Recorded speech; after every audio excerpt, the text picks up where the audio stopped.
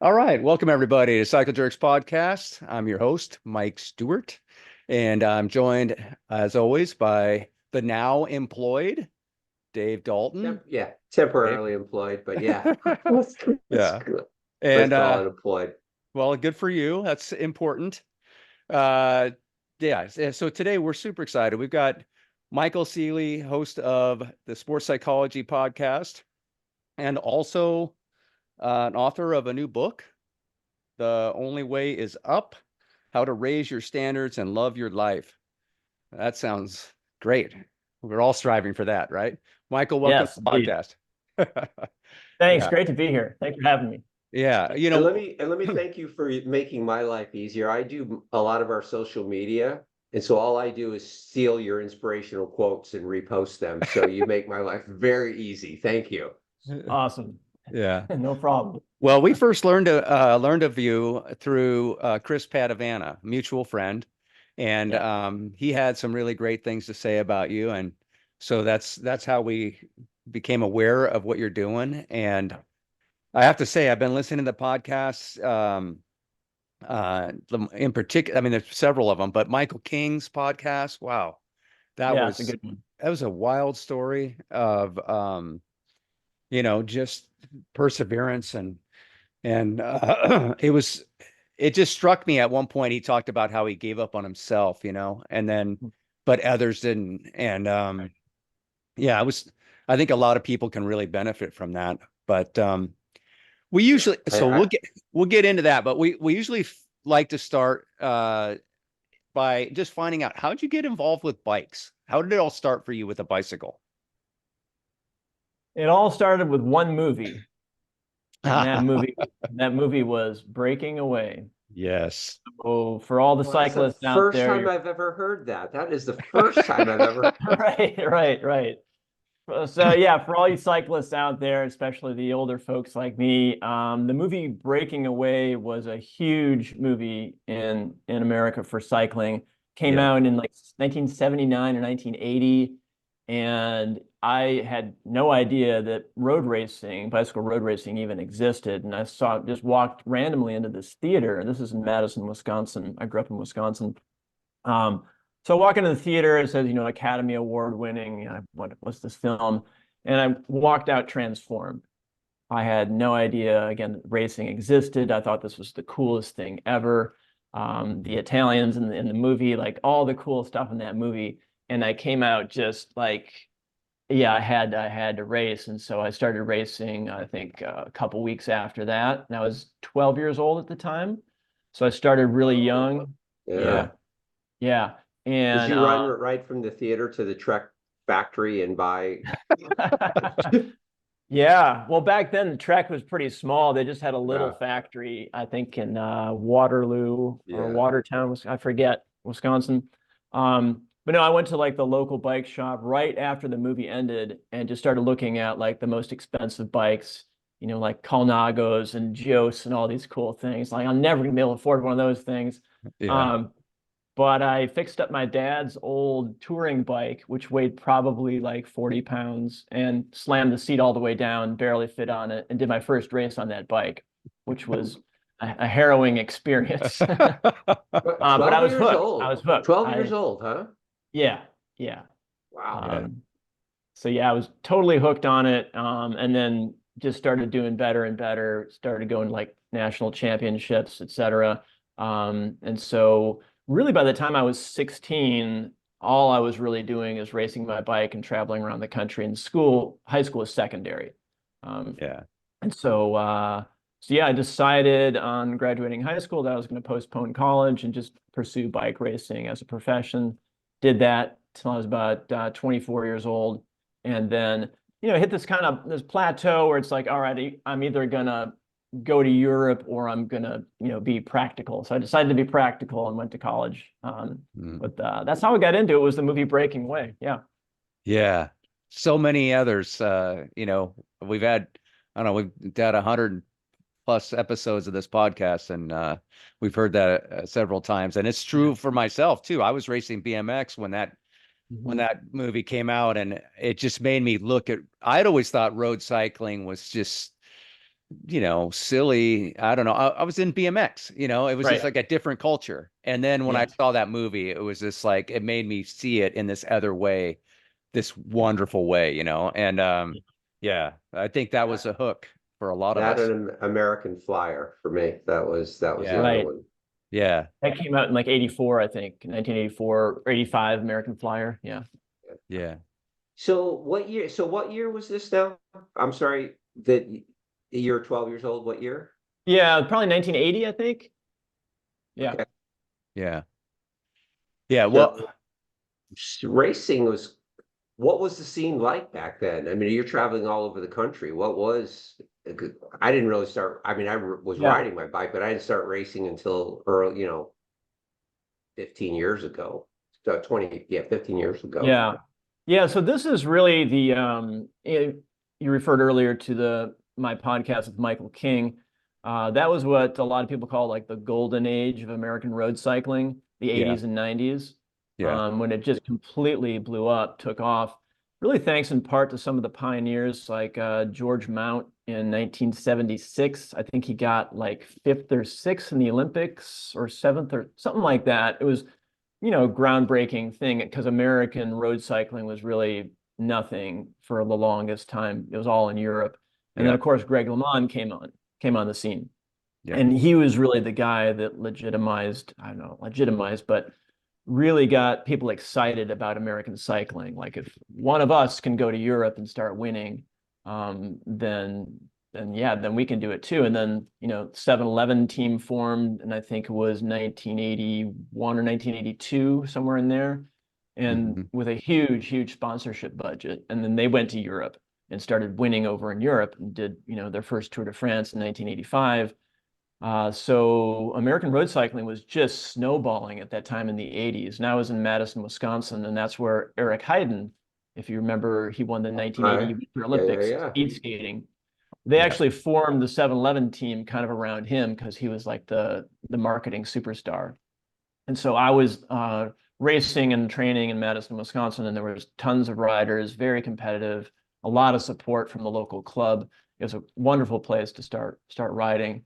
And of course, you had races like the Coors Classic in Colorado. So you notice like Coors, 7-Eleven, these big sponsors are coming in and injecting money into cycling right when I was kind of coming up in cycling. So it was a really hopeful time, like it was growing like crazy. Greg LeMond wins the Tour de France in 86. Like it's just really taking off. So that was just a great time to be riding. There's this thing called Tour of America's Dairyland, which goes on every year in Wisconsin.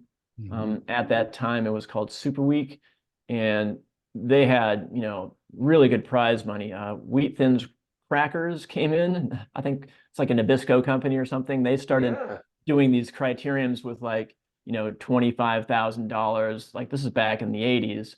And so I could actually make a meager living at cycling off the prize money and like, a small stipend. And I did that probably from, yeah, mid 80s to the like 92 or 93 is when I quit cycling. And it was just a great time to be in road cycling in America. Yeah. Wow.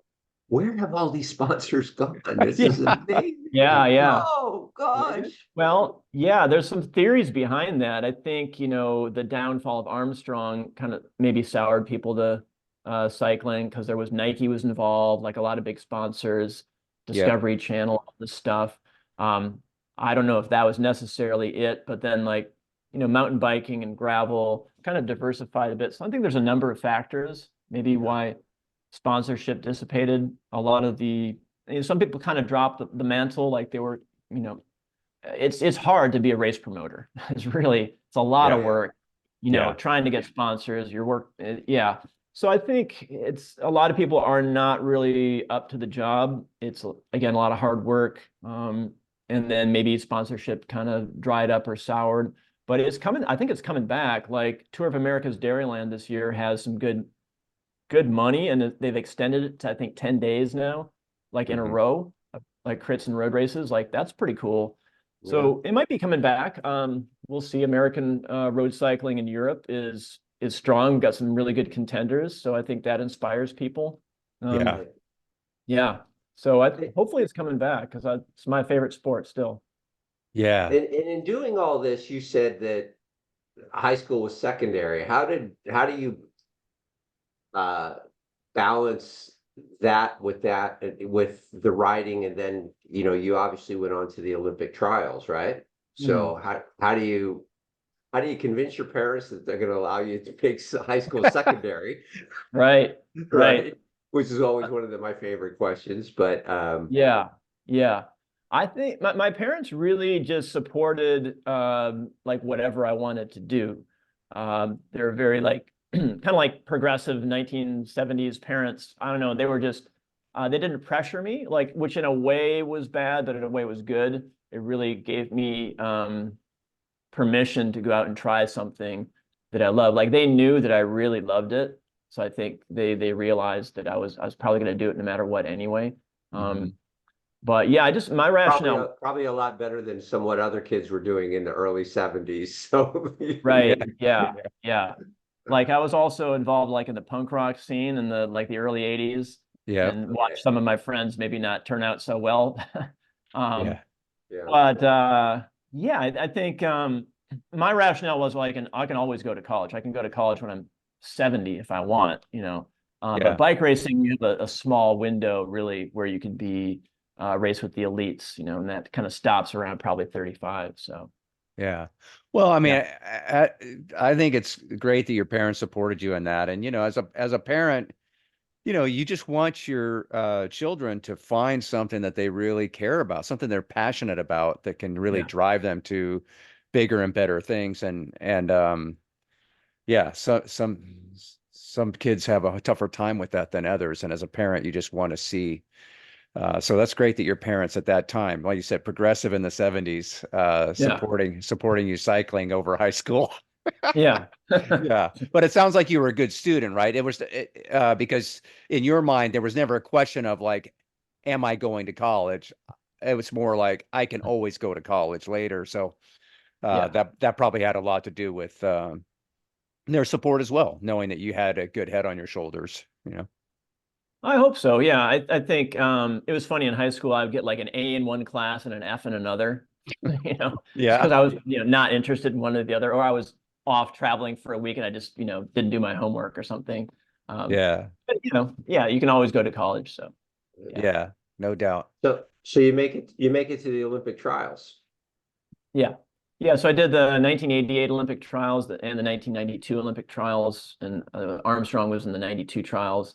Um, so it's at that level, I was tested a couple times, and I never did better than like 30th in the trials.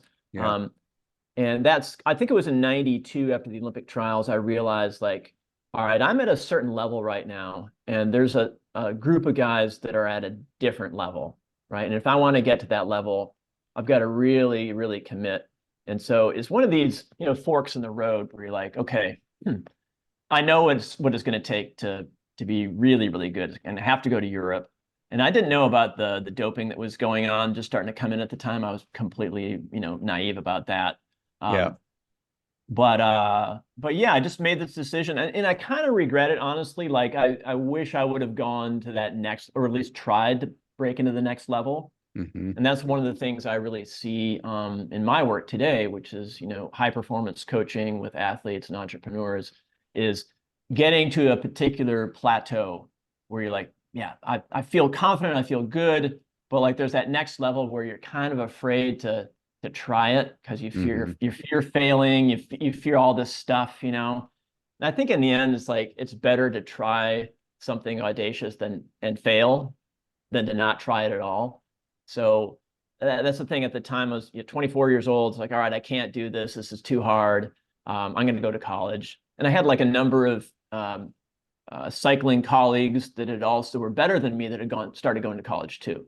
It's like I got to get my act together, quote unquote, right? And Hmm. get practical. So I looked to them and I compared myself to them. It's like, well, they're being practical, like they're going to law school, this stuff, like you know who am I to keep going with cycling? And I do regret not trying a little bit more, at least for another couple of years. Yeah, But in the end, you choose your path in life and stuff works out. So yeah, yeah. Right. Yeah. Yeah. So it That's sounds a like you're haunted a little bit by what could have been, right? Yeah. Yeah. Yeah. Yeah. Yeah. And so I as try to share, that with people in my coaching, to, encounter that. And I ask people that question, like, on your deathbed, would you rather look back and say, hey, at least I tried to open that business, or at least I tried to, you know, make it to the next level in sports? Or would you rather have played it safe, Right. And that's a powerful question. Most people choose, yeah, I'd rather look back and say, hey, I tried to do that one big thing. Yeah. They Yeah. say that, but most of us probably take the safe route, right? I Right. mean, Yeah. Yeah. Most do. Yeah. Yeah. Yeah. Yeah. Man. Yeah. uh, You don't realize the window when you're in it, Yeah. all the things that you've done to get to that level. And then there's a small window of like, Yeah. can I get there? And Yep. then that's, at where that is in everybody's journey is a little bit different, but to stick through when all life's pressures are pushing you in another direction, Yeah. that's a tough one for sure. yeah, Yeah. I mean, Well, on a personal note, yeah. I'll never forget when I was applying to colleges, my dad, lifelong General Electric corporate guy, comes downstairs and he walks into my room and he says, don't go to college. And I went, what? He goes, go try something. And, he gave me this one suggestion, which, was a lot of family history, but he says, follow that. And if it doesn't work, you could go to college later. And I was like, no, Dad, I got to go to college. Uh-huh. So to your point, it Yeah. haunts me to this day, Uh-huh. right? Uh-huh. It really does. And it would have been a couple of years of just trying something completely different. And then it had nothing to do with sports, but to this day I go, and I've tried to share that with my kids as well, Hmm. because I realize how much I go, shit, blew it, you know? Yeah. Yeah. Well, it's great that your dad at least offered that. It's like, I think just the message there, to kids, like, hey, I trust you to figure it out, right? Because there's a lot of parents who just really pressure kids and put I, judgment on them. So that's cool your dad did that. Yeah. yeah. Yeah. Excuse me. I wonder at our house, it's always been about finding that passion and not get caught up on academia or money, you know, Hmm. do something that you care about, and that's success. But Yeah. neither one of my two kids went to college. So I don't know if Mm. that was necessarily and they're both doing quite well. Yeah. But and one of my regrets, I would say, is that I didn't go to I went to junior college for a little bit, and then Mhm. I just didn't pursue it. I got a job and I was making good money, and then it was just I was over it. But looking back now in my career, I've in the bike industry, um, there's opportunities that are afforded to you if you have the credentials. And Yeah. while I could easily do the positions, I believe, um, just not having that criteria kind of limits you in your career. So, yeah. Anyway, but Yeah, I think that, So, if you're going to be a doctor or a lawyer or a counselor or electrician or whatever it is like, if you need to get the state license or whatever, yeah, go yeah, to college for sure. But otherwise, I think it's good for young folks to like take a year, like what they call a gap year, yeah. do some traveling, kind of think, because college is expensive these days, man. Like Oh, it's yeah. it's pretty yep. ridiculous. So yeah, I think that, taking a little bit of time, being patient, if you're that young, like you have time to go to college, or not really. You can start your own business, Yeah. like our friend Chris Padavano was on your Yeah. podcast, had Yeah. an amazing bike shop, in Castro Yes. Valley. Gold Um, standard for so I sure. admire that kind of entrepreneurial spirit a lot too. Yeah. Oh, me too. Yeah. It's incredible what he built. And Mhm. sad to see it gone now, but he's living his best life, and that's all Yeah. you could hope for somebody you call a friend. Right. Um, all right. So you had mentioned earlier about you quit cycling. Yeah. So what were you speaking about, racing specifically, or was it Yeah. just like I'm not going to ride my bike anymore. Yeah, I was racing specifically. Decided, Okay. so, okay, I got to get serious and go to college. So yeah, quit racing, and I took probably close to a year to prepare and get into college, maybe a year and a half, because I barely graduated high school. My grades Right. were, so I did a community college in Berkeley, California. I was located in Berkeley, California at that time, and so Okay. did community college and rocked, got straight A's and got into UC Berkeley. And Right. applied to the Spanish program, which is not like going into the sciences. I wouldn't have gotten into Berkeley if it had been like a impacted major. And I decided to become a high school Spanish teacher Hmm. because I love languages. And again, that was more like a practical thing. Like I didn't really love teaching, but I admired a lot of teachers in my life Hmm. and became a high school Spanish teacher, did that for a couple of years, and then realized like how much work you do for such little pay. Oh man. And Thank you. and Thank you. right. Yeah. And like if I think teachers should get their salaries doubled and get rid of a lot of admin stuff, and then you'd see people getting into teaching and some Yeah. talent coming in. Not that there isn't talented teachers, but anyway, so I did that for like 2 years and realized, I gotta make more money than this. So I got into linguistic technology and the sort of the dot-com boom, like in the late 90s, early 2000s, into like voice recognition technology and some other stuff. And it was interesting. I was making good money, but it was kind of like monkey work. Like you'd get a problem figured out, and then you'd do like programming and all this stuff. And it was, that dot-com startup mentality. You're working until 9 p.m. and all this stuff. Right. Uh, yeah. And then what happened was one You're day, paid more than a teacher, but you're working harder. exactly, the per hours is Yeah. actually less, right? Yeah. Right. Uh, no, that was fun to do. I did that for a couple of years. And then one day we had an organizational psychologist come into our company and give us these psychological tests. And the whole idea was, and this company had a lot of money coming into it, so we could afford this service. And this organizational psychologist came in, gave us all these psychological tests, and was kind of teaching us how to work better together and communication styles and all this stuff. And I was like, this is super interesting. And so I started, reading about psychology, and frankly, this guy was terrible, in my opinion.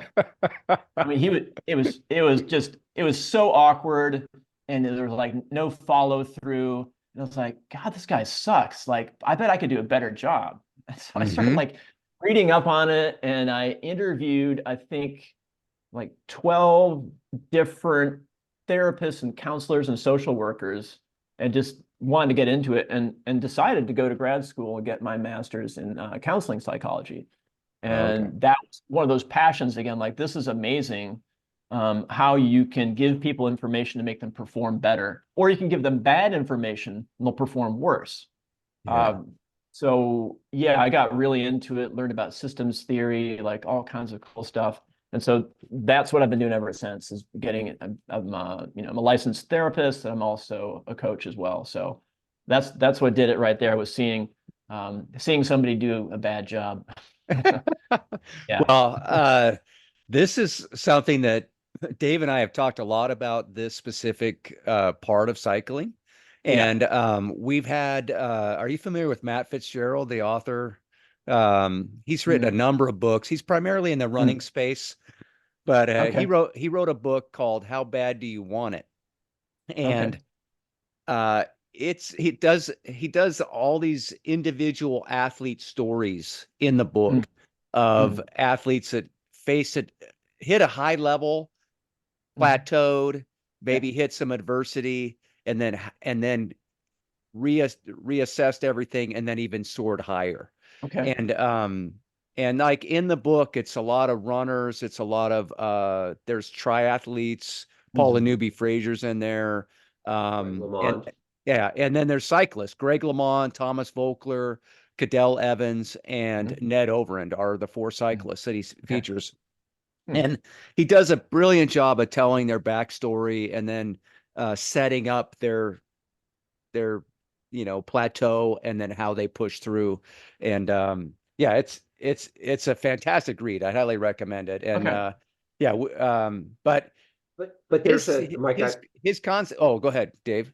Well, maybe you're going to say it. Maybe I'm cutting you off, but well, first of all, I think we should come clean and tell Michael exactly why we're having him here.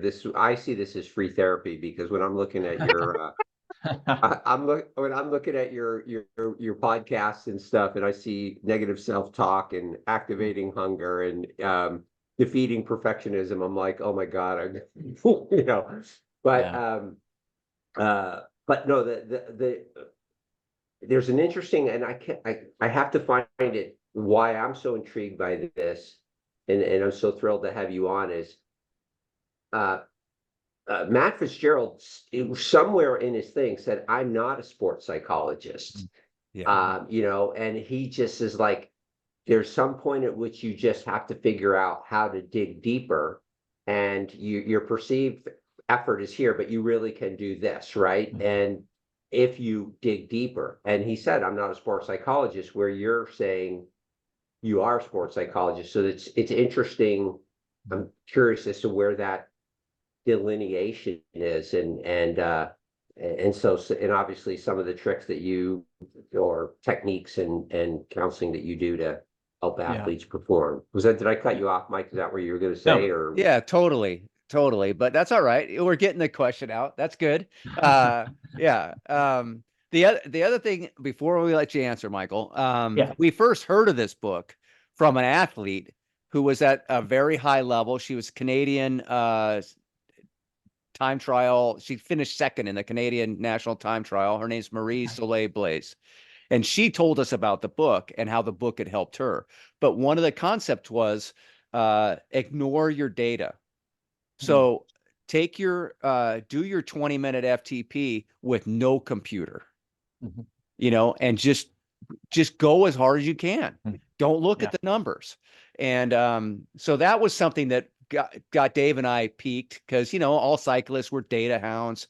We're looking at stuff, and some people spend a way more time than others, but that really was a compelling kind of point. Like, wow, am I really sabotaging myself by understanding that I can only do 300, watts or whatever, whereas if I took that off, maybe I could do more. So anyway, so if you could kind of talk about this concept of, I'm not a therapist, you just need to suffer more and just go hard and give it everything you got, versus the mental approach to it. Because Matt is also, he talks about brain endurance training as a new field, and I know you've had some discussions about that too, and we're excited about that. But yeah, can you talk about how sports psychology is maybe a little different than that? Yeah, well, first I should point out I'm not a sports psychologist. Technically, I'd have to have a PhD to call myself a psychologist. So I call myself more a high performance coach. Got it. So it is it's however we can get somebody high performance. So often it's mental aspects. Sometimes it is data. It's like whatever's going to work. So it's not Michael, for the record, it's close enough for us. Close enough. Okay. Fair enough. Yeah. Yeah. But yeah, so I think you're a very good point there is, so right now I live in Naples, Florida. That's where I live. And there's a lot of good athletes around here. And I'm like the only one on these group rides that doesn't have Garmin or a power meter or any data at all. Okay. I want to go out and enjoy myself, right? And I'm fairly competitive. And people are just amazed. Like, what do you mean you don't have data? Like, how do you know how much power you're putting out? It's like, who cares? Like, I came in ahead of you. So what's the deal, right? Yeah.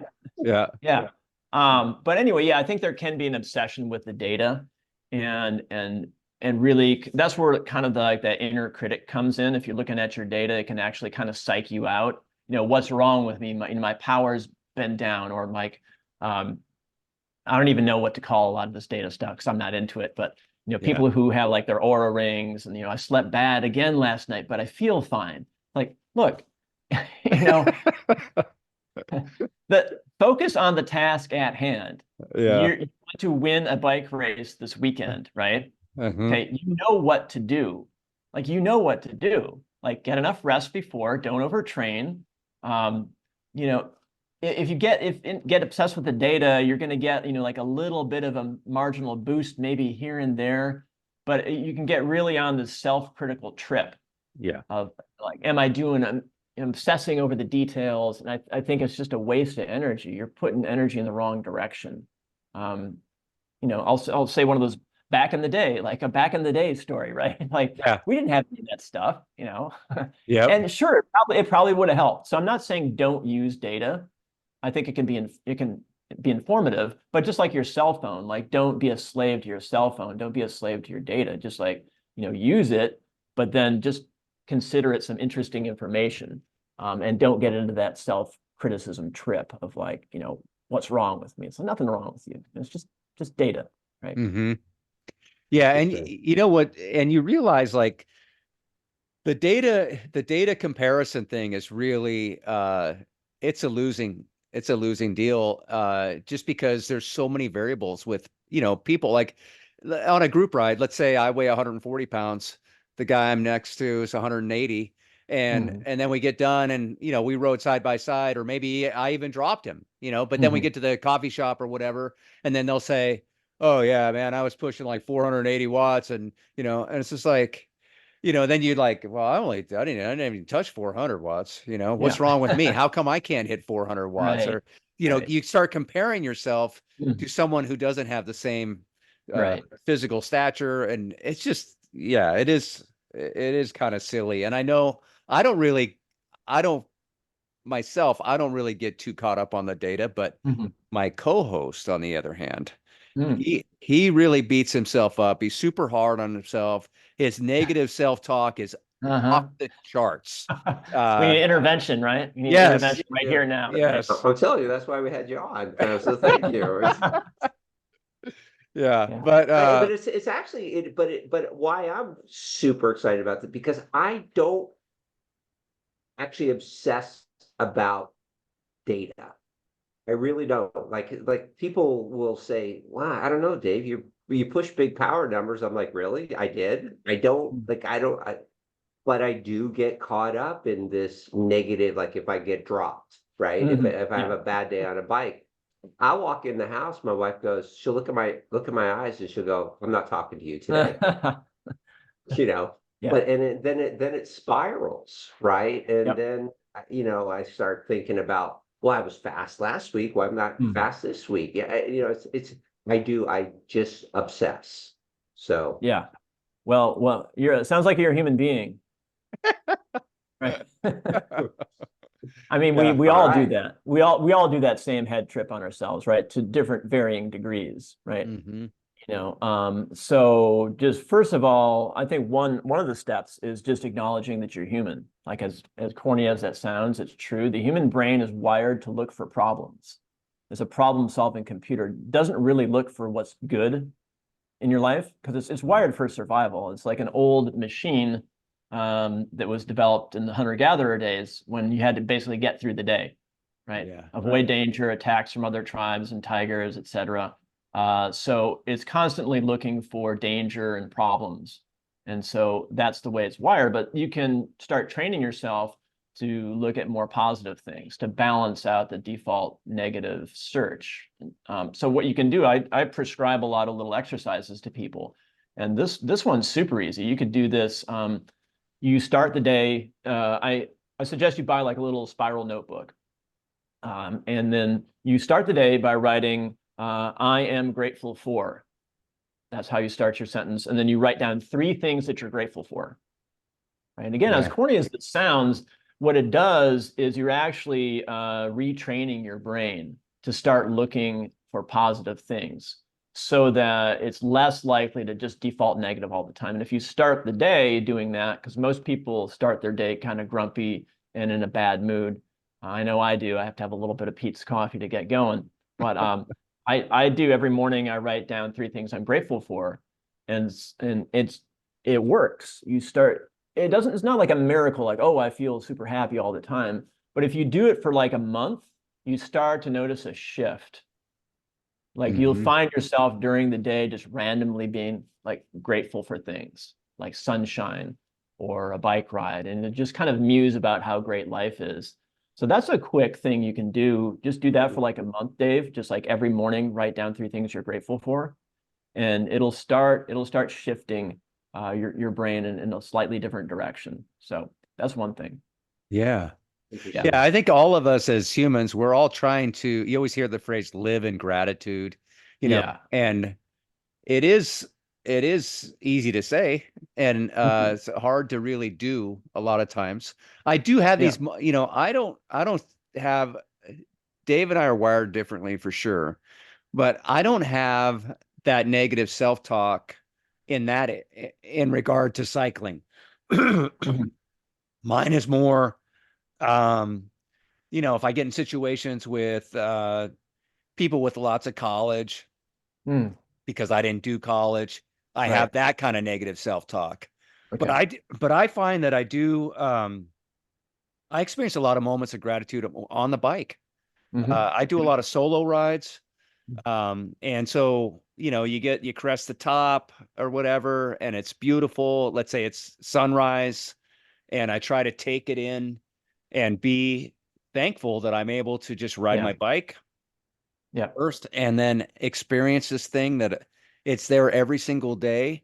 And yet Hmm. most people never see it Yeah.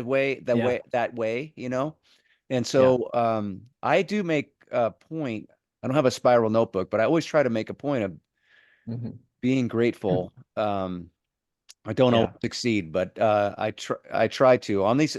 I think when I'm in a group ride, the Hmm. dynamic is so different because there's a Yeah. lot of competition happening, and Yeah. but then even after a group ride though, I do feel grateful for the people I rode with, and Hmm. they push me, I push them, and this whole camaraderie. Um, so I'm working on it. But yeah, gratitude is a great place to start if you're trying Yeah. to get that negative self-talk Yeah. out of your head. Well, Well, Scott, yeah. It's interesting because like the inner critic, the negative self-talk can actually push you to the next level, That's right. Yep. right? So you don't want to kill it. You want to temper it with something else. It's kind of like if you think about like negative self-talk is like a coach maybe that you had that was like a little bit verbally abusive, never really gave enough praise to the team, right? And it kind of Yep. backfired. So it's kind of like kerosene. Like it's okay to light a fire under your butt and go like, yeah, man, I sucked today. Like today, I really sucked.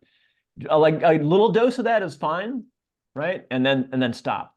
Mm-hmm. So I think that's the trick is being able to use that negativity and for positive means. But if you start beating up on yourself, just stop doing that. Think about it like this: like, would you criticize your own best friend the same way you criticize yourself in your head? Mm. And if you did, how would your friend respond to that? How would that have an effect on your friend? Like that's a really good thing to think about. So if you find yourself in negative self-talk, beating up on yourself, ask yourself, would I say this to like my friend? Mm-hmm. Like, I don't let's think I let's would. find out. Let's find Right. out. Hey, Mike, you're fat and slow. All right, he's motivated. I can tell. Oh, yeah. It did nothing, No, didn't move the needle whatsoever. no, I'm sorry. I don't mean to make light of that. That's an incredibly interesting point, Yeah. right? Yeah. Yeah. So I'm sorry, bad timing on the joke, but it just seemed. This negative self-talk, it's interesting because I grew up racing BMX mostly. That's where I was the most serious about bike racing, I would say. As when I got into road, I got more serious about training, but I wasn't racing as much, and I just wasn't at the same level. So it just wasn't, it was just different. But in BMX, I had this nemesis, right? This person that I raced all the time. And the person would say things to me that I would never say to somebody else. And they've really pushed me in a way to actually verbally go back and forth, have this it Yeah. was basically talking shit, was the Yeah. term is. And Yeah. I couldn't stand this person. And the idea that they were going to somehow say these horrible things to me and beat me Yeah. it motivated me on a level unlike anything else. And Yeah. so we did not get along, as you can imagine, during those years. But years later, we end up meeting at an event, Mm. and somebody said, "Oh, so and so's here." I go, "Oh yeah, oh boy." And so I couldn't wait to go over and talk to him. Yeah. And so I went over to him. We had this conversation, and he's like, "I'm actually surprised you came over to talk to me." And I said, "What?" I said, "Of course I want to talk to you. Are you kidding me? You were my biggest inspiration in Yeah. BMX. You Yeah. took me out of the place I was in and put me into this other place." Right. And I said, "I didn't like it at the time, but I'm grateful for the battles that Hmm. we had." And Yeah. he was like, "Oh man," he says, "I never even looked at it like that." Yeah. And so yeah, it was kind of interesting that he was worried about it, where I was excited, to meet the guy, to Yeah. reconnect. Um, but yeah, I think, the self-talk, the nemesis, the shit-talking Yeah. nemesis, Yeah. like even Michael King in your podcast, he was talking about how he Yeah. used his tongue, to Right. inspire, and Yeah. those moments are big moments in somebody's life, especially when you're a young person, you've never dealt with things like that before. Or maybe you're an older person, you've never dealt with things like that before. Mm. That can be a tremendous motivator. Yeah. Yeah, that's I don't know. one of those fire starter things, right? So Yeah. again, my philosophy for, for high performers, athletes, business people is like what's going to work for you? Like what's going to get you higher performing? And if it is a little bit of negative self-talk, great. If it is your competitor who's talking shit about you, great. Like, okay, that works. Awesome. Okay. Yeah. It's when the negativity starts turning inward and starts decreasing your motivation is when you got to catch it like really quickly. Because Hmm. that's kind of like the tell. Like if your motivation starts going down with negativity, then it's not working, right? Right. That's really the tell there. And so you want to get out of, if you're in a negative spiral in your head, you just want to literally do something else. Go outside for a walk, like go see, like watch a movie, like just stop the spiral. That's really the key, because the more days in a row where you kind of spiral negative on yourself, then your motivation goes down, and then it just kind of compiles on itself. So, that's where a coach can come in, or listening to a podcast like this, getting some awareness about the process. And Hmm. number one, like forgive yourself that you're human. It's not your fault that you're thinking negative. You're wired that way for survival. So realize that and catch yourself like, oh, there's my brain thinking negative again. Not you, but there's my brain doing its thing.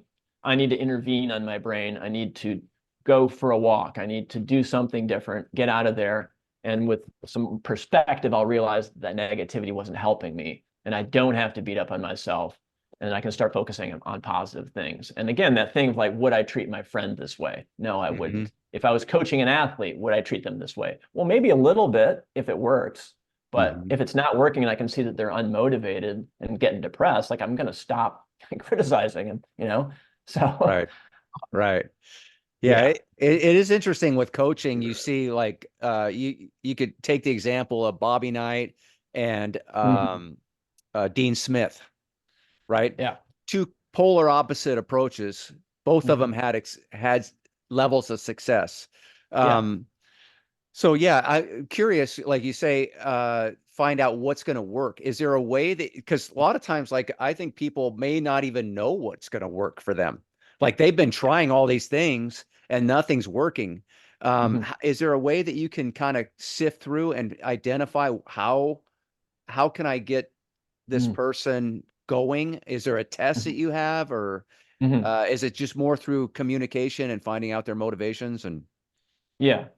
Yeah, I don't do any psychological testing. I mean, that's one way to do it, is you get a psychological profile on someone by a couple of psych tests, and those are pretty accurate. If Mhm, someone's more pessimistic or optimistic or extrovert, introverted, that can kind of inform the way you're going to coach someone.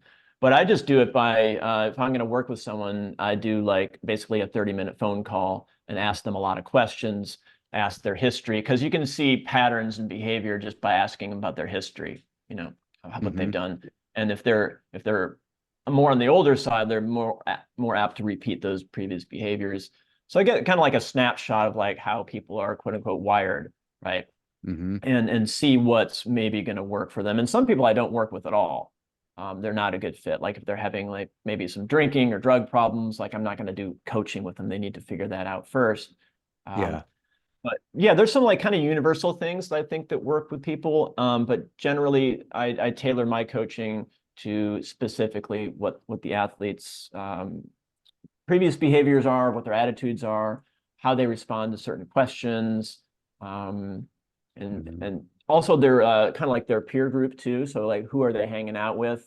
Are they on a team that's kind of toxic? Are they yeah, that's a big one. I'm really big into peer groups. If you think about that, like you had that competitor in BMX and he was your peer and he pushed you. And if he wasn't there, right, maybe you Yeah. wouldn't have Right. done as well, right? So you need to have people like that.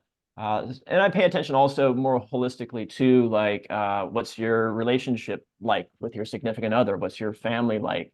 No, I don't get too deep, but like I look for stressors. So like if there's like a big stressor in someone's life, like that's going to sap energy. So just try to get like an honest picture of where a person's at and kind of like how fired up they are about their goal. And I ask them point blank, like, how serious are you about reaching your goal 0 to 10? And I just surprise them with that. If people go, I guess I like a 6 or a 7. It's like, oh, dude, like, no, not that you can't reach your goal, but like, all right, there's something you need to do or something we need to do to like stoke that fire first. Because if you don't have that fire, like we can do everything in the world. It's not going to help. Right. Got to have that hunger. Got to have the hunger. Yeah. You just raised an interesting, because I was thinking about this earlier with the negative talk, right? And I'm not just focused on that. I get that there's more to that, but the whole being grateful thing, when you think about it, we're sitting here and I know that you do, executive coaching or business people and whatnot, but we're talking about athletes, but you really think something you just said really resonates with me. You want to sit there and be grateful, right? But that negative talk isn't just coming, well, I had a bad ride. Okay, well, personally, I was unemployed, right? So you got the unemployment thing. You've got money anxiety. I've got a son that is struggling mental health wise. So there's so many things, and that's why you mentioned the relationship with your spouse that got me thinking. There's so many things that come together that it could possibly impact your performance on the bike, your performance at work, whatever. And I think it's fascinating that you dig down beyond the bike or beyond the run or beyond something to get to the peer group is another one, right? So you're digging deeper than that. Yeah. You got to get the holistic picture of what's going on. Like, what are all the stressors? So there's a difference between stress and a stressor. So a stressor is the outside event. So like you had an argument with your spouse. That's a stressor. That's a outside. Well, it's an event that happened, and then the stress comes through is your subjective experience of that stressor. Right? Had a fight with my spouse. God, I think this marriage is over. Right? If you go like that, that's your response to that. You just had an argument. Whereas a different filter might be like, well, that was a bummer. We need to cool off, and things will be okay.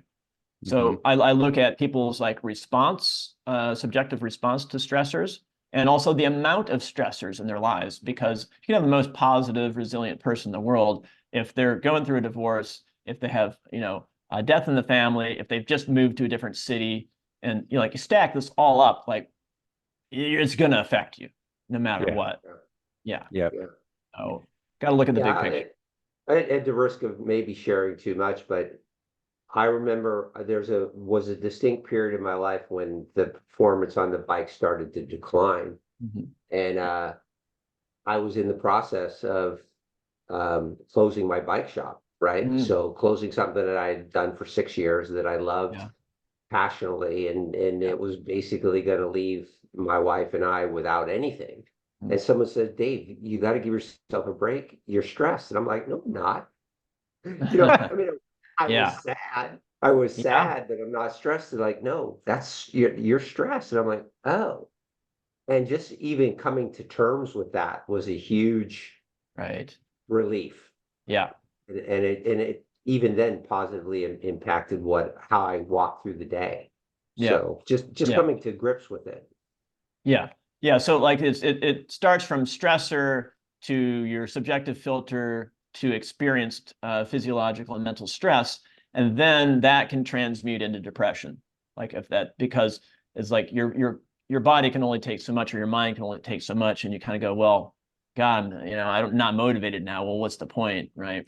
Yeah. So I mean, when I quit cycling and I was like 24, 25, I worked for a year and went to community college, and when I look back, like I was probably depressed. Like I probably could have diagnosed myself as being depressed, just in the way I just remember myself, Mm-hmm. just so it's a natural response. Again, if you're wired for that, if you're a human, you're going to experience depression and anxiety. And Mm-hmm. that's really a big part of it, just not being ashamed of that. Like everyone feels that.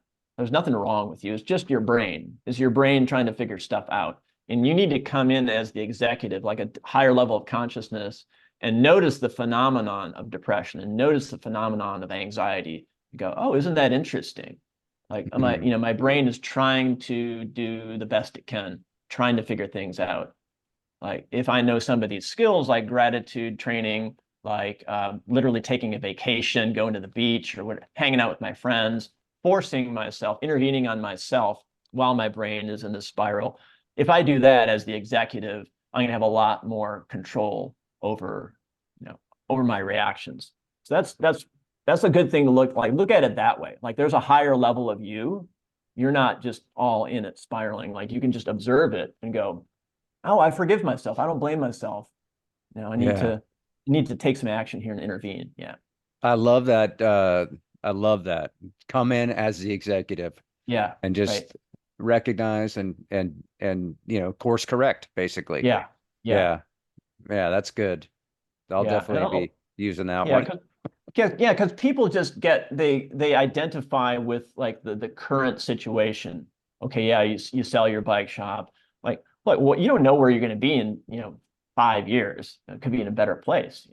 Yeah. But people get caught up in the shame of it, and just really, yeah, just get caught up.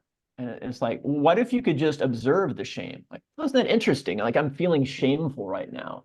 Like, yeah, probably any human being would feel shameful about this. Doesn't mean that I have to believe that about myself. There's a Mhm. higher level of me that's kind of beyond just the emotions. And why don't I look at it that way? Mhm. And the reality is, when all that, back to the gratitude thing, with all that, and again, it's not about me, but I'm sure this is applicable to anyone that's going through something like that, or has come to you because of an issue. At the end of the day, they're still able to ride their bike. They're still putting Yep. food on the table. Yep. They're still in a healthy relationship, and they're loved by their family and friends. And yet here we are, you Yeah. Yeah. know, Yeah. you know, Yeah. Perspective. There's another little trick you can do too is subtract something that's good in your life mentally. So like if you're feeling like a little bit down or something like that, it's like, well, what if I didn't have my favorite bike? What if that was just gone? Like, oh well, now I have it. So it's like you subtract it first and get adjusted to that. Well, what if I didn't have three of my best friends? What if they were not here? Oh man, that would be terrible. What if I had really bad health problems? Right? Well, that would suck. And then Yeah. you insert the negative in the hypothetical, and you just spend like a minute there and go, God. And then you take it back and you snap to the current reality and you go, wow, like I'm really grateful now. Yeah. So yeah, it's not like a cop out to strive for more, but it's just to get that perspective.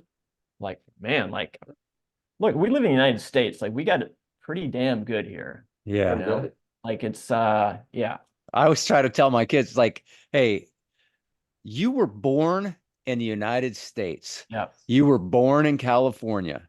mm-hmm, These are tremendous gifts that yeah, you have no control over. You right, know, it's such a blessing yeah, because, you look around the world and yeah, it's you had no say in it whatsoever, but here mm-hmm, you are. And right, congratulations. You know what I yeah, mean? It's like, yeah, yeah, we're all so fortunate. Yeah, Yeah, I mean, sure. I think that's what one of the things crazy as it is, the upside of COVID is, you know, I stepped back and I was able to go, well, wait, I am, because I was at that time, I'm still working. I went to work in another bike shop. You know, as I said, I had food on the table. Um, Hmm. I was still able to ride my bike. My wife and I think, actually um, became a little closer because we weren't going out as much. So we were spending time at home, and we have a good relationship, but we were spending time at home. Crazy enough, we learned, you know, well, we're not going out. So we learned how much money we really don't need, you know? And Yeah. so there, you know, yeah, I miss my friends, but we had a group of friends that we were trusted and got together. So it's perspective, I think, Yeah. you know, so Yeah. Yeah. good. Uh, oh, Go go ahead. ahead. I was going to say, Dave and I were Well, talking before we had you come on, and I was saying, when listening to your podcast, it's like, I realized, like, that question you said, how serious are you about your goals? Oh, zero to Yeah. 10. And Right. in listening to your podcast, I realized, like, oh, because I think I'm an athlete. I think of myself as an athlete, but I'm not that serious about my goals, you know? And I do a lot of volume. I have a particular thing that works that I like to do, and I find the joy in the training. Hmm. Like, I really appreciate that. And if Yeah. I go and I have a race and I have success, great. If I don't have success, it might bother me a little, but Uh-huh. it's not like I don't get into that like Dave does. And so I get right back on the bike, get back into that volume, and find my happy space. It's like I feel like it's my church, it's my therapist, Hmm. it's my, Yeah. it's just a release for me. And Yeah. and that's, if I'm being honest with myself, I think that's my goal, is Hmm. to get that release. And the Yeah. racing stuff is fun and I enjoy it, but I don't need to be on the top of the podium Mhm. uh, to feel good about what I'm doing on the bike. Right. Yeah, but your podcast helped me kind of realize that about myself, because I still Mhm. consider myself a bike racer, even though I don't race all the time. But when I go to a race, I expect that I'm going to win, or I'm going to be in the money, top 10 or whatever, depending on Yeah. what the field looks like. But yeah, I'm just not, and I know, like, with the volume I do, I'm basically sabotaging the event that I'm heading to that weekend, Hmm. because I should be tapering and I should be doing these other things, but I don't do that. I just keep doing Right. my thing because my goal is to satisfy myself. Right. And yeah, so your podcast really helped me realize that. With Well, I mean, good. Good. and I didn't get the question of 0 to 10. I didn't need the question. It was just like, wow, these people are more serious about their goal than I Yeah. am. You know, Yeah. Michael, Well, if you don't follow him on Strava, then you'll know that he really does need help. Just look at his okay. volume. yeah, yeah. I do that subtraction thing all the time. I always think, like, man, uh, just think, if I couldn't ride my bike, I would be yeah. a complete mess. Yeah. But Yeah. I don't know if that's a healthy thing for me to think. Am I just telling myself that to justify these psychotic episodes I have on my bike, or or or is that real? Because I do feel like it has really helped me become a more patient, more empathetic person. Hmm. Whereas before, I just felt like I just had this edge, and I'm type Hmm. A. I'm a type A person, and so very competitive, and not the most empathetic naturally. But since this last decade or so of just zone I'm in, the way I'm approaching life, I feel like it's really helped me. It could just be age too, right? I'm just looking at life a lot differently than I did 10 years ago. But I do tell myself that it's a good thing I have that bike. Is that Hmm. a healthy way to think, or Sounds great. Sounds like it's working for you. I mean, like, if I were to yeah, ask you, like, what's your goal? I think you stated it, is that you want to enjoy yourself on the bike, yeah, and that you enjoy training maybe as much as even racing. So, like, you're not going to taper and you're not going to go through all that and get all serious for a race. yeah, Um, so if it's working for you, yeah, your goal is to enjoy yourself on the bike. Whereas maybe if you're, 25 years old, it might be a little more edgy. You'd be like, yeah, I want crush my nemesis, right? And I want to do this, and I want to win nationals. And like, okay, awesome, great. But I think for anyone striving at any level, you can have both. You can have that appreciation and enjoy training and have the gratitude. And it doesn't actually get rid of your edge and your fire. Like it's kind of like using all the tools. Like, yeah, you can be critical and be really fiery and competitive and be really grateful for your training ride or going to the beach and all these things. Because there's this idea that if I enjoy myself too much, I'm going to lose my edge, right? There's kind of this fear of that, and it's really the opposite. If you soften that edge a bit with gratitude, appreciation, it actually keeps your motivation level higher in the longer term. You're less likely to burn out because again, that inner critic and that edginess can really deflate you if you don't meet your goal. So you have to have also that perspective, like, okay, I got second at nationals, I wanted to win. And I'm grateful for getting second, grateful for being on the podium, and grateful for my fitness and all these wonderful people I just raced with. I'm grateful for that. And I'm going to, just kill my nemesis next year. Watch out. Yeah. Like if you can live in that like paradoxical emotions together, that's a winning formula. And there are certain personality styles, by the way, that can not be on that self-critical downward spiral. But I think everyone's subject to that. Like we've seen the biggest superstar athletes, you see them in a slump. Yeah. Right? Because they're human, right? So yeah, you can mix the gratitude and that hunger and competitiveness together. It's a wonderful combination if you can pull it off. Yeah. You just got me to my next question, which is, so you're dealing with high performance athletes and you deal with business leaders as well, right? Would you say that the stuff that you help people with and your techniques and your podcasts and your books and all that, is that applicable to people in all walks of life, or are high performance athletes and executives, are they wired differently? So they're going to, I don't know that my son strives for perfection in his job like I do, right? So,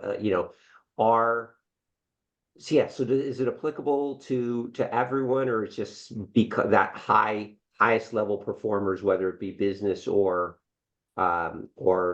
athletes, is there something in it for everyone?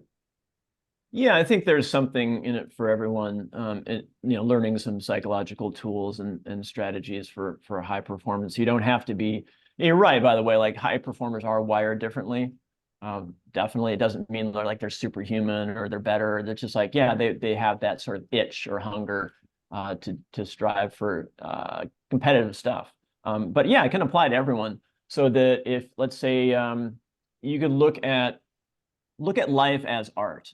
So that if you're in just a conversation with a friend, like that moment, almost like performance art, like I want to be in this moment talking with my friend and be 100% present. My performance, if you will, there is to listen and really try to put myself in his shoes. And I'm going to get really into this. I'm not going to be thinking about what I'm going to say next, or I'm not going to be distracted. I'm going to really be 1,000% in this conversation and really get into it. And then you leave that situation being more present, more into it, feeling satisfied, like, oh, what a great chat with my buddy after a ride. We talked about some cool stuff. So that you can look at it that way, like everything is a performance. And how much do you want to perform, not just for the result, but for being in it, right? So I think it's applicable to really anybody. Interacting with your kid, or even if you have a pet, right? Like, how can I be present for my dog and go on like a wonderful walk with my dog and make that like a performance and be really, really present. So it's all about performance if you want to look at it that way. Yeah. Interesting. Yeah, I'm getting a lot out of this. What you said there about being present in a conversation and not thinking about the next thing you're going to say. Yeah. I think Exactly. that's every, I feel like I feel like this podcast has actually helped me with that Mhm. because having more in-depth conversations, not not distracted by Mhm. anything. It's really focused on the guest or my co-host, Yeah. and I feel like it has helped me in that regard. But I still find myself a lot of times, again, back to that self-doubt that I have about my education background. Mhm. If I'm talking to somebody like yourself, say, uh, I would find myself worried about in my head, I'd be worried Yeah. about, am I going to say something stupid right now to where this Right. guy's going to think this guy's stupid? You Right. know, Yeah. even though Yeah. I don't feel like I'm stupid, Yeah. but that voice, Yeah. and so I do catch myself a lot of times thinking, Mhm. what am I going to say next? Mhm. Whereas I do have a lot of good friends that I feel like I can be completely present, and that Yeah. that never happens. Yeah. That headspace never happens. So, Right. um, yeah, it's very challenging trying to Yeah. control that, Yeah. Well, I think with your friends, you have so much experience with them, you know them so well. It's almost Yeah, like if you know a particular training route or particular race course like the back of your hand, you come yeah, into it so much more confident because yeah. there's less uncertainty with a new person or somebody you don't know that well. It's like, yeah, there's a little more uncertainty there. And Hmm. you can get in your head like, oh, I hope I say the right thing or whatever. But kind of an antidote to that is looking at it as a performance, almost like a improv acting scene of Hmm. like the two of us right here, we're co-creating something. It's not just me saying the right thing or the wrong thing or them saying this or that. It's like, let's see where this conversation goes. Like being curious about that. Like if you catch yourself, oh God, I wonder if I say the wrong thing or ask him what he meant by that. It's like, well, wait a second. Like, let's see where this goes. I'm kind of curious to see where the scene goes. Hmm. And by the way, in grad school, I did 2 years of improv acting. Oh, Yeah. yeah. I forced myself to do the most uncomfortable, scariest thing ever. And yeah, Wow. yeah. Yeah, yeah. So there's I gotta plug this theater. It's called Pan Theater, PAN Theater. It's in I Oakland, was gonna say, where do you California. even find something like this? But go Yeah. on. Yeah, Yeah. yeah, yeah. A lot of actually, if you really fun thing to do is to go to improv acting show. A lot of bigger cities have them, but it Hmm. really taught me to be curious about like the creative process, be it like a bicycle race, like you don't know who's gonna attack, what's gonna happen here, and just being really flexible with your thinking. It's not that you don't have a plan, it's not that you don't have goals, but you're just really open to the idea of immediately pivoting and changing course if you need to in a conversation or whatever. So yeah, improv acting helped with that because there's no script, and you get on stage with people and Yeah. you create something. It's a total trip. I recommend it for everyone. It's the most nervous I've ever been in my life. Whoa. All right. Yeah. Talk about Yeah. Dude. bravery. There it Right. is. Yeah. No, I don't know about that. Holy cow. Yeah. Yeah. Yeah. That, Well, that's interesting. yeah. Um, you know what I find? Yeah, I just, I mean, I think about all those corporate events that I was at, and they ask you to sit down and force you to role play, and it's like, yeah, that was like the hardest thing Right. for me to ever Yeah. do. Yeah. And yeah, to now to do it in front of yeah, no, no, thank you. But Well, maybe, and so my company's been through, I've been there 22 years, so we've had a lot of leadership changes over the years and different philosophies. People come in, and I felt like we had this period of time where it was like at the sales meetings, it was let's embarrass the reps. I felt like Mm, that was kind of so they wanted us to get up in front of mm, people and then do a role play. They would spit out these things, and then we'd have to like on the fly, kind of like mm. improv, but it was Yep. all centered around giant bicycles. Mm, And which improv. yeah, and so and of course the self-talk is there, but mhm, I did fine, and a mm, lot of my colleagues did fine, but there were those that really, really struggled. and the pain that you feel, it was so uncomfortable. Yeah.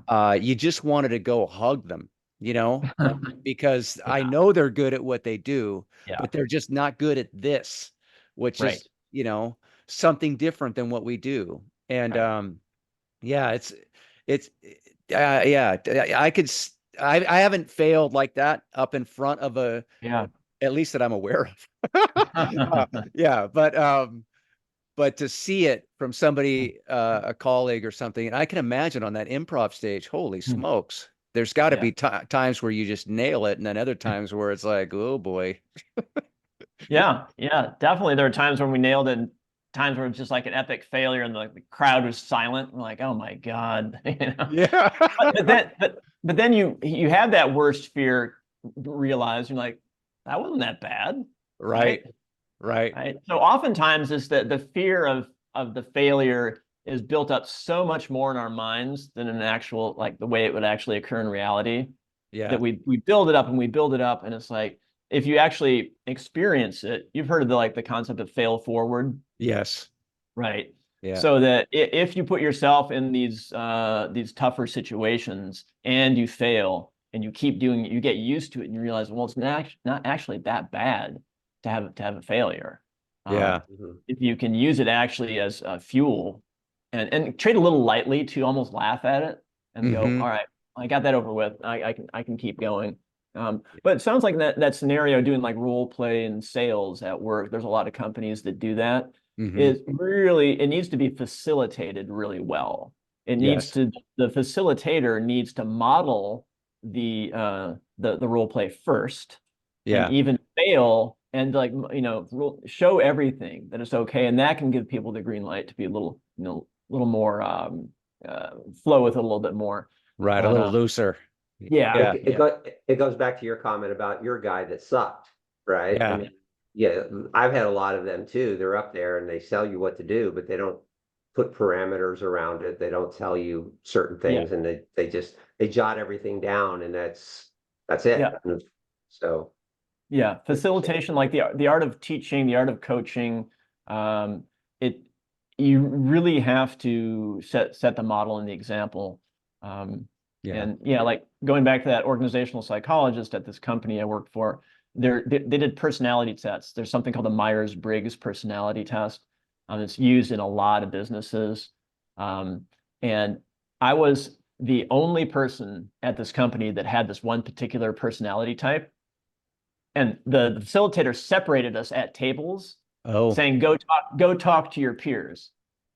And so I was sitting at this table alone. I'm like, oh my God. I'm like, he didn't come over and check on me. I was just sitting there like, all right, well, this sucks. Right. inquiring Yeah. minds want to know, what was that trait? God, I think it was like a ESTJ or something like that, if I remember correctly. And like no one else would, yeah, like I wasn't, all the people I was working with, they're all like PhDs, like super linguistic geniuses. And like, I'm Or a fairly sales smart, but teacher? I don't know, like they were all clustered around certain personality types. Yeah. Yeah. So anyway.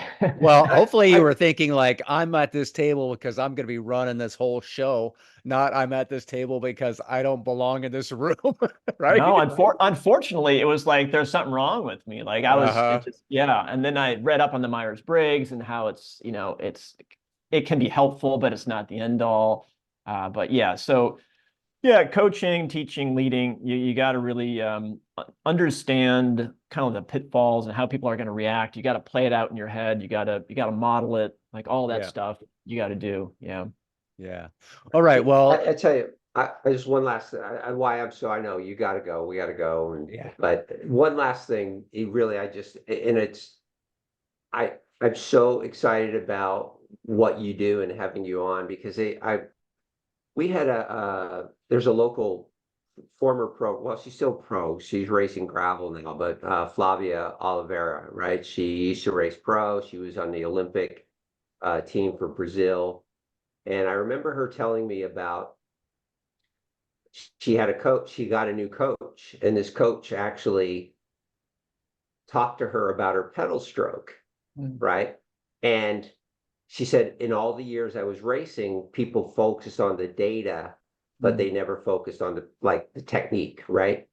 And I say that only because I think there's I don't want to say coaches are a dime a dozen, but there's a lot of people that have gone through the USA cycling thing, and I think that they don't take that, what you said earlier, that holistic approach. It is numbers, it is technique, it's diet, and I think that probably the biggest thing that's overlooked is the mind, right? No one is. I just think because it's easy now to now I could even say go read this book from Hammer Nutrition on diet. Well, okay, now we cross that one off.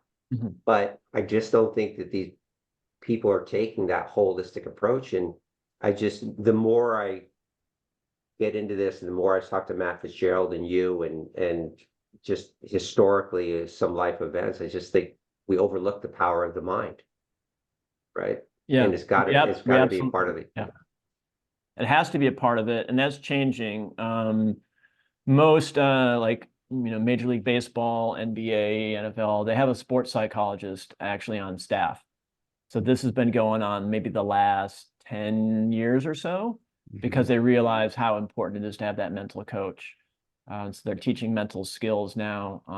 And I think actually anyone who's a coach should have to take a sports psychology sort of section to get licensed as a coach, even at like the USA cycling level, because it's that important. And to not have any mental aspect training at all is that's not good. Like it's really you gotta have the coach has to be aware of people who are about to spiral, not just the negative protectors, but asking the right questions, getting them motivated. The mind is it controls everything. So it's why that's not emphasized enough and talked about enough in coaching is beyond me, but we're getting better. I say it all the time. I say it all the time. Some guy goes on the PGA or wins the Masters, and then the next week he didn't make the cut. You can't tell me his skill level dropped in the course of a week, right? It's something up here. But yeah. So it's a lot of universal things, like I mentioned, the gratitude training, the mental subtraction kind of stuff.